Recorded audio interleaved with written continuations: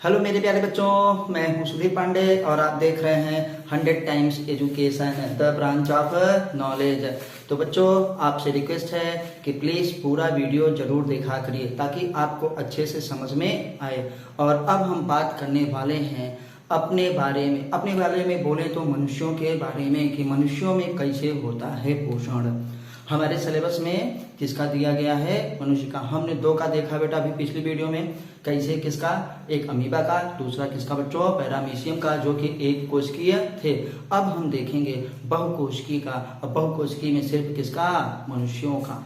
तो nutrition in क्या है? ह्यूमन्स। मनुष्यों में पोषण कैसे होता है। तो बच्चों चलिए हम इसको चालू करते हैं। जिन्होंने चैनल को सब्सक्राइब ना किया हो प्लीज वो जो है, अगर सिलेक्शन चाहते हैं, लाइन टू लाइन क्या है, एनसीईआरटी पढ़ना चाहते हैं, बेस्ट बायो पढ़ना चाहते हैं, तो चैनल को सब्सक्राइब जरूर करें और अपने दोस्तों के साथ शेयर करके भी उनसे सब्सक्राइब करें। तो आइए बच्चों देखते हैं nutrition in human. Nutrition in human हम लोग पढ़ रहे हैं क्लास 10 की बायोलॉजी बेटा, चैप्टर नंबर 1 लाइफ प्रोसेस। और लाइफ प्रोसेस जो है वो प्रक्रम में 4 चैप्टर को मिला दिया गया है। पहला हमारे पास पोषण, दूसरा श्वसन, तीसरा क्या है परिसंचरण, और चौथा उत्सर्जन। तो हम लोग पहले वाले को ही पढ़ रहे हैं। आपसे रिक्वेस्ट है कि जो बोर्ड में है उनके लिए तो इम्पोर्टेंट है ही है, लेकिन जो अब क्या है बोर्ड में जाएंगे, जिनका एडमिशन अप्रैल में होने वाला है 10th में, वो अभी से बाकायदे पूरी वीडियो अच्छे से देखें और जरूर उसको समझें, क्योंकि इसको हमको डिटेल में करना है बच्चों। तो हम क्या करेंगे? मनुष्यों में पोषण या मनुष्य में पोषण। तो हम जानते हैं कि मनुष्य क्या होता है? परपोषी होता है। और इसका मतलब अपना भोजन क्या है भैया? बाहर से प्राप्त करते हैं। अब शरीर से में जब बाहर प्राप्त करेंगे तो वो कहाँ जाएगा? हमारे आहार नाल में जाएगा। जब आहार नाल में जाएगा तो बेटा इसको हमको पूरा का पूरा पाचन तंत्र की सहायता से क्या है हमारे अंदर पोषण होता है, पाचन होता है। तो हम लोग आइए देखते हैं कि सबसे पहले हमको कितने स्टेप हैं। तो मनुष्यों में पोषण के कितने होते हैं? 5 स्टेप होते हैं। तो आइए देखते हैं कि मनुष्य के पोषण में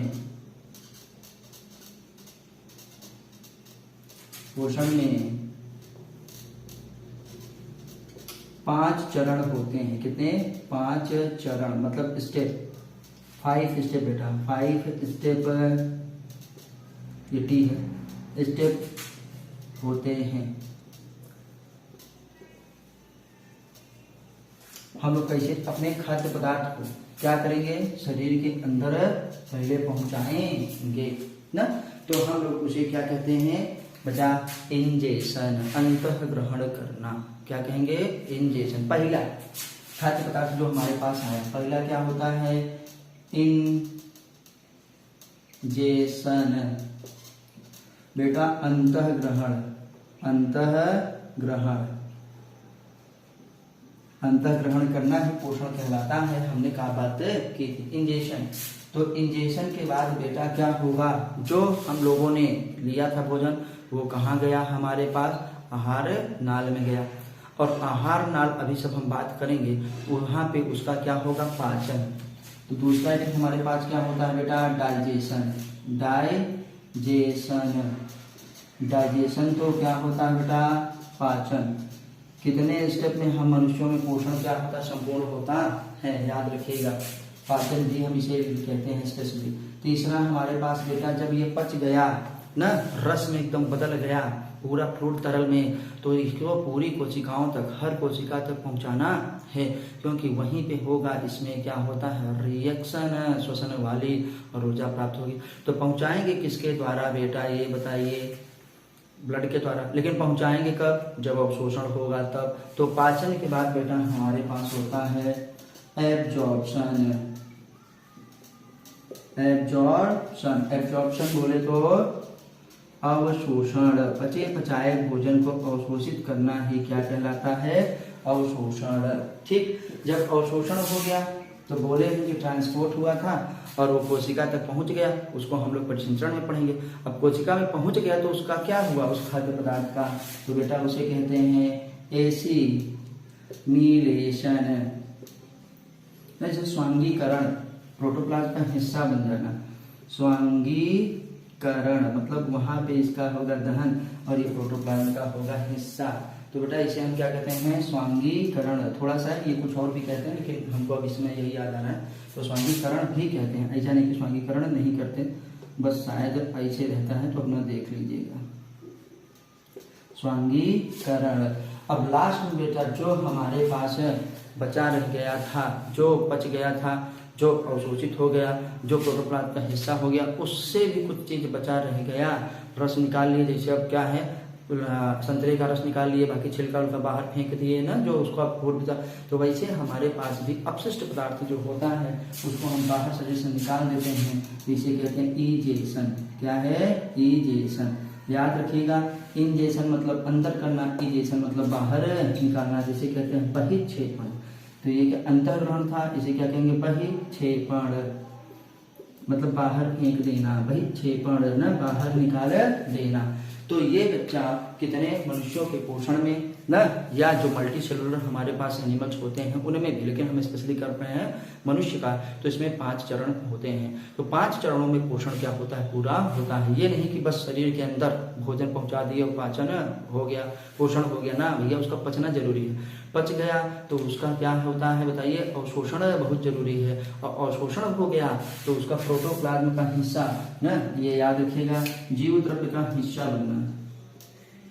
जीव द्रव्य का भाग, जब जीव द्रव्य का भाग बन जाए, हम लोगों को कहते हैं ना, आपने सुना होगा बहुत से लोगों को, मम्मी कहती रहती खिलाते तो खूब है लेकिन लगता नहीं यार, खाते पीते तो खूब है लेकिन शरीर में लगता नहीं है। तो इसका मतलब क्या हुआ कि आपका डाइजेशन सही है, आपका पाचन हो रहा है, अवशोषण भी हो रहा है, ये भी सही है ना, लेकिन उसका एसिमिलेशन नहीं हो रहा है, सही से वो प्रोटोप्लाज्म में मिल नहीं पा रहा है ना, एसिमिलेशन मिला दिए पूरा ना, तो एसिमिलेशन नहीं हो, जब एसिमिलेशन नहीं हो रहा है तो उसका दहन कहाँ से होगा, ऊर्जा उसे कैसे प्राप्त होगी, जब ऊर्जा नहीं प्राप्त होगी तो बेटा आपके शरीर में एनर्जी कहाँ से आएगी, कैसे काम होगा, कैसे स्वास्थ्य बनेगा ना, शरीर में कैसे लगेगा। तो इसलिए जिनको याद रखिए, जो खाते पीते खूब हैं उनका शरीर नहीं बनता है ना, तो याद रखें कि उनमें एसिमिलेशन नहीं हो रहा है, डॉक्टर को जाके अच्छे से दिखाइए, तब आपको जो है लाभ प्राप्त होगा। अब आते हैं जो बचा था उसको शरीर से हम लोग क्या कर दिए, बाहर निकाल दिए। तो इन 5 चरणों में क्या होता है, मनुष्यों में पोषण पूर्ण होता है। तो अब हम इसी को देखेंगे कि भैया इजेशन किए ना, अंतर्ग्रहण जब किए तो भोजन कहाँ गए भैया, आहार नाल में।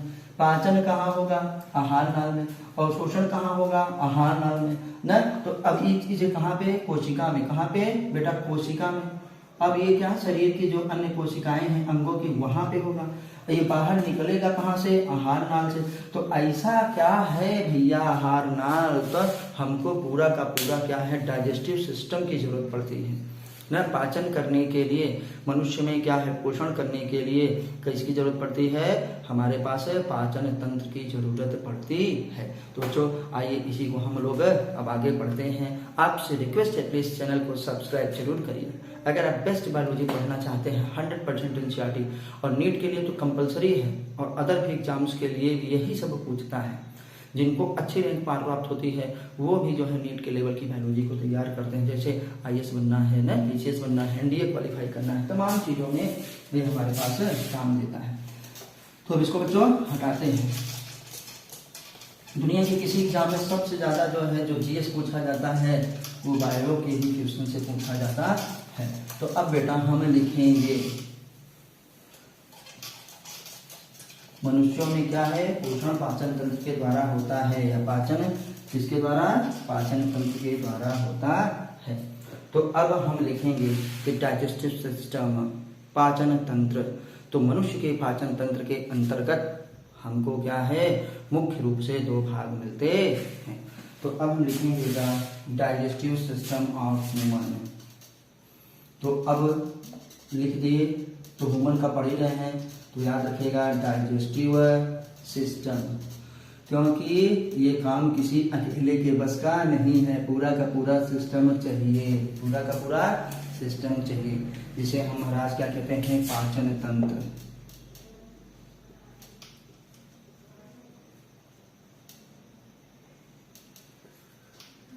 आपको इसी 11 में पढ़ेंगे ये डाइजेशन एंड क्या है, एब्जॉर्प्शन, पाचन और अवशोषण।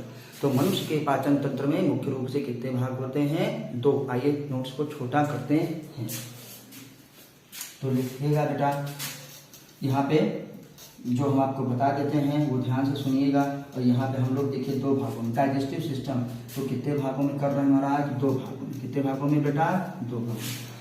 पहला भाग इसका क्या होता है हमारे पास बेटा, एलिमेंट्री कैनाल, जिसे हम आहार नाल कहते हैं, एलिमेंट्री कैनाल, आहार नाल। हिंदी में क्या लिखेंगे बच्चा, आहार नाल। ठीक, एलिमेंट्री कैनाल का मतलब होता है ये हमारे पास जो माउथ से लेकर के कहाँ तक होती है बेटा, गुदा तक होती है, जिसके द्वारा भोजन को अंदर किया जाता है और जिसके द्वारा अपशिष्ट पदार्थों को शरीर से बाहर निकाला जाता है। तो इसे हम एलिमेंट्री कैनाल कहते हैं, आहार नाल कहते हैं, गैस्ट्रोइंटेस्टाइनल ट्रैक भी कहा जाता है, GIT भी कहा जाता है, याद रखिएगा। दूसरा, ये कहाँ से कहाँ तक है, याद रखिएगा, माउथ से लेकर के, माउथ से लेकर के कहाँ तक, एनस तक। कहाँ तक, ऐसे बनाते हैं कि माउथ से लेकर के एनस तक होता है। इसके सारे पार्ट हम लोग देखेंगे परेशान। और दूसरा हमारे पास क्या होता है बेटा, एसोसिएटेड ग्लैंड या कहेंगे डाइजेस्टिव ग्लैंड्स, पाचन ग्रंथियां, डाइजेस्टिव ग्लैंड्स, पाचन ग्रंथियां। आप जानते हैं कि पाचन ग्रंथियां ही क्या करती हैं, स्राव करती हैं एंजाइम्स वगैरह का, तभी बेटा पाचन होता है। बोले थे ना, एक पूरा सिस्टम है। तो डाइजेस्टिव ग्लैंड्स, पाचन ग्रंथियां, और हम यहाँ पे देखें एलिमेंट्री कैनाल। तो अब हम लोग एलिमेंट्री कैनाल में देखेंगे कि कितने हमारे पास किसके भाग होते हैं। अभी इमेज भी बनाएंगे, डायग्राम भी बनाएंगे, हम लोग उसमें भी देखेंगे, तो सबको एक साथ समझ लेंगे। तो बेटा पहला भाग, इसके कितने भाग होते हैं, यहाँ पर लिख रहे हैं एलिमेंट्री कैनाल का पहला भाग हमारे पास क्या होता है, oral cavity. Oral cavity, oral cavity का बेटा मुख गुहा, मुख गुहा, जिसमें हम लोग अपना भोजन रखते हैं। ये ओरल कैविटी पहला भाग किसका है, आहार नाल का ही पहला भाग होता है ओरल कैविटी। तो हम आते हैं ओरल कैविटी के बाद दूसरा हमारे पास होगा बेटा क्या, ओइसोफेगस। ओइसोफेगस, आपको यहीं पे फेरिंग्स मिलेगा, कॉमन पाथेज होता है फॉर फूड एंड एयर, तो उसको भी हम लोग बेटा लिख ही लेते हैं कि हमारे पास क्या हुआ, ओरल कैविटी, मुख गुहा, मुख गुहा क्या है, फेरिंग्स होता है। फिर हम लिखेंगे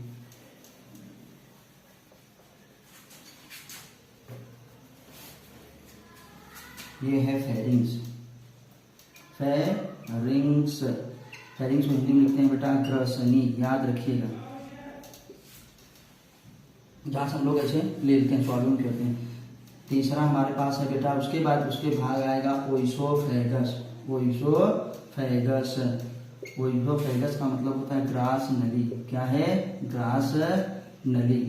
इसी को बेटा क्या कहते हैं, और महाराज आहार नली, याद रखिएगा, इसी को कहा जाता है आहार नली। आहार नली, नाल नहीं, ये भी याद रखिएगा, नाल एलिमेंट्री कैनाल को ही कहा जाता है। देखो आहार नाल, ये आहार क्या है, नली न। चलिए, तो ग्रास नली को आहार नली भी कहा जाता है। अब आगे आते हैं कि जब वहां से ओइसोफेगस में चला गया तो हमारे पास बेटा क्या आएगा, स्मॉल इंटेस्टाइन, कि पहले स्टमक, गट क्या है, स्टमक। स्टमक मतलब आमाशय, क्या है, आमाशय, अग्नाशय नहीं, और आमाशय को ही क्या कहते हैं, उदर। क्या कहते हैं, उदर। उदर मतलब पेट। ठीक बेटा, हमारे पास आ गया।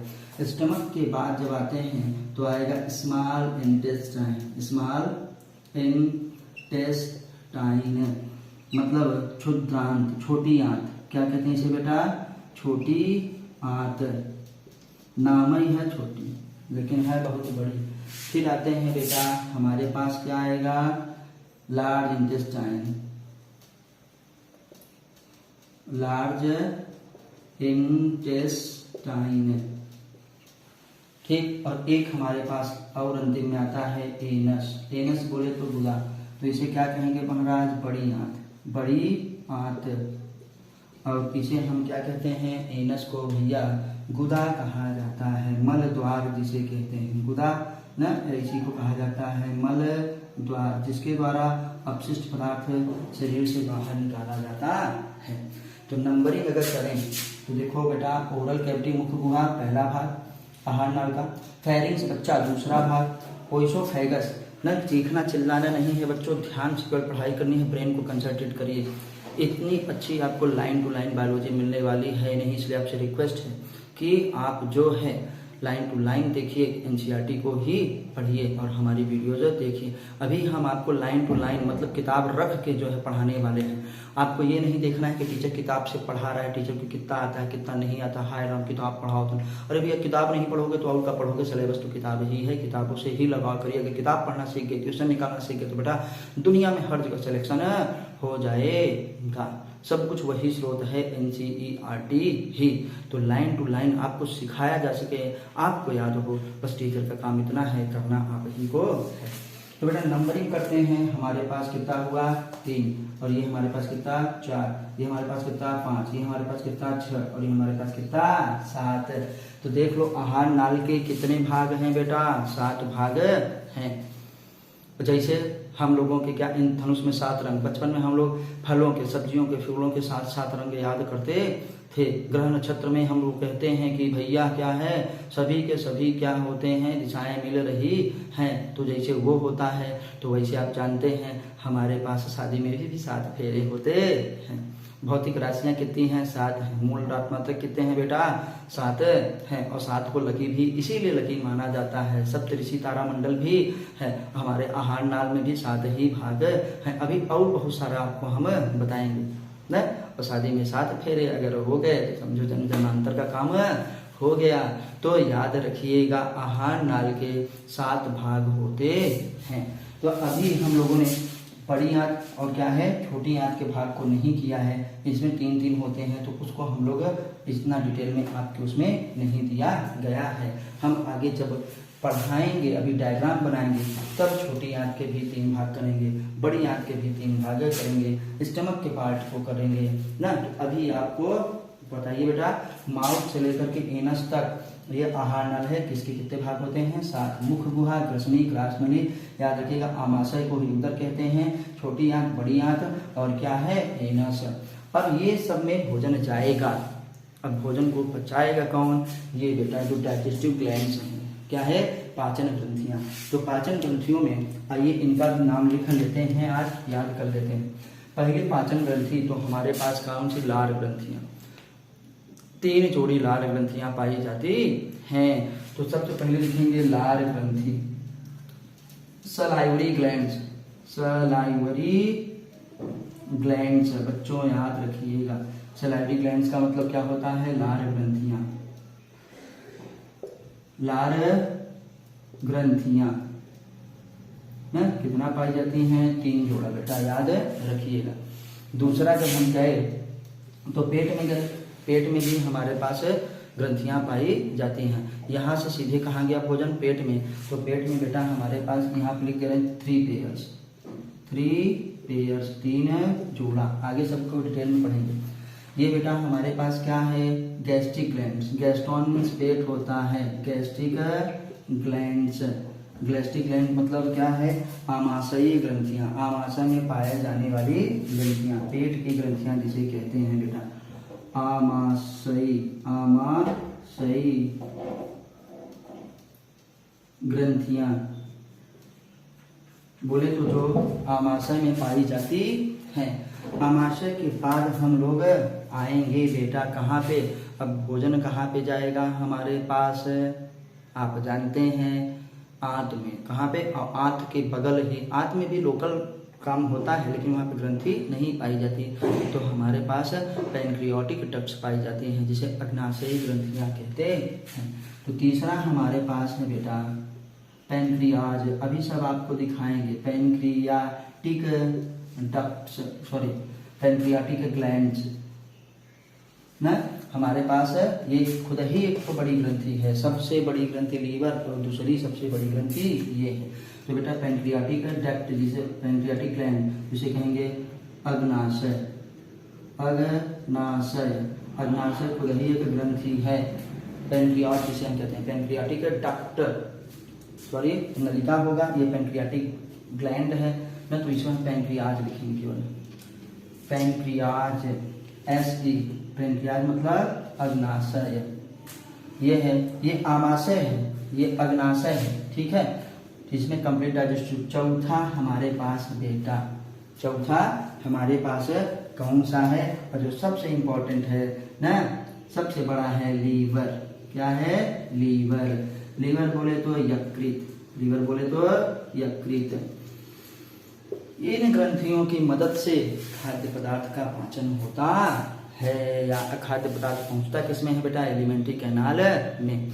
अब छोटी आंत में हमारे पास जैसे है डियोडेनम में हमारे पास कुछ ग्रंथियां हैं ना, बड़ी आंत में जो है कोई भी ग्रंथि नहीं है, लेकिन जितना भी है ये चारों में ही सब कुछ होता है बेटा। Salivary gland, gastric gland, pancreas और क्या है, लीवर है। ये हमारे पास ग्रंथि है जो कि पाचक रस निकालती हैं, पाचन में सहायता करती हैं, फूड को अच्छा बनाती हैं। तो ये हमारे पास हो गया।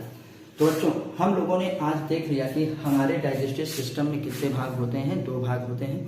पहला भाग हमारे पास आहार नाल, और उसके बाद फिर क्या है डाइजेस्टिव ग्लैंड्स जो पाचन ग्रंथियां होती हैं। आहार नाल के 7 भाग होते हैं, इनका नाम हमारे पास क्या है बेटा, माउथ कैविटी से लेकर के एनस तक जो ट्यूब है ना, उसी को आहार नाल कहा जाता है।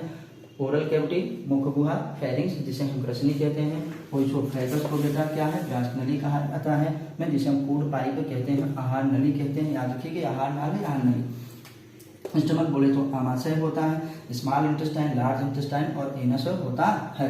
और चार मुख्य रूप से 4 प्रकार की हमारे पास ग्रंथियां पाई जाती है, क्योंकि छोटी आंत में एक और हमारे पास ग्लैंड पाई जाती है। कहाँ पे, डियोडेनम में पाई जाती है, वो आपको उसी समय वहाँ पे बताएं। बाकी कहीं पर हमको ग्रंथि की जरूरत नहीं है।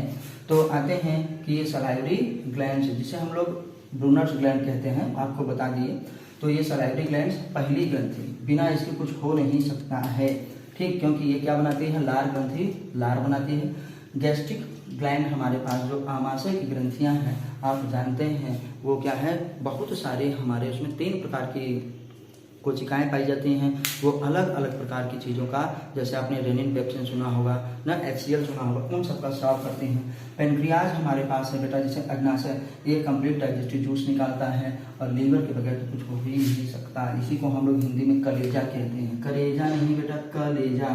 तो दिल पकड़ के बैठने की जरूरत नहीं है, हाय मोर करेजा, करेजा यहाँ नहीं होता, कलेजा होता है, लीवर को कहा जाता है। तो बच्चों आपको वीडियो कैसी लगी हमको कमेंट के माध्यम से जरूर बताइए। इसी को अगले जो है वीडियो में हम लोग क्या है एक एक करके पढ़ेंगे, और सबको साथ में, क्योंकि आप क्लास 10th में हैं, आपको ज़्यादा पढ़ने की जरूरत नहीं है, सबको एक साथ कंसाइज करके हम लोग पूरा अगले वीडियो में मनुष्यों में क्या है पोषण खत्म हो जाएगा। तो आपसे रिक्वेस्ट है कि प्लीज़ बार बार देखिए, अच्छे से समझिए, चैनल को सब्सक्राइब करिए, वीडियो को लाइक करिए, अपने दोस्तों के साथ शेयर करिए, और कमेंट के माध्यम से आप हमको अपने सुझाव जरूर दीजिए कि हमें और क्या करना चाहिए। और ये तो बेटा पक्का याद रखिए, क्योंकि बगैर इसके कुछ होने वाला नहीं। अगर आप ये जानते रहेंगे तभी जब मैं बोलूँगा कि भैया फूड इस समय कहाँ पहुँच गया है स्टमक में, तब आप जान जाएंगे कि हाँ स्टमक कौन सा पार्ट था, कहाँ पे था। अब उस पर काम होने वाला है, किसका, गैस्ट्रिक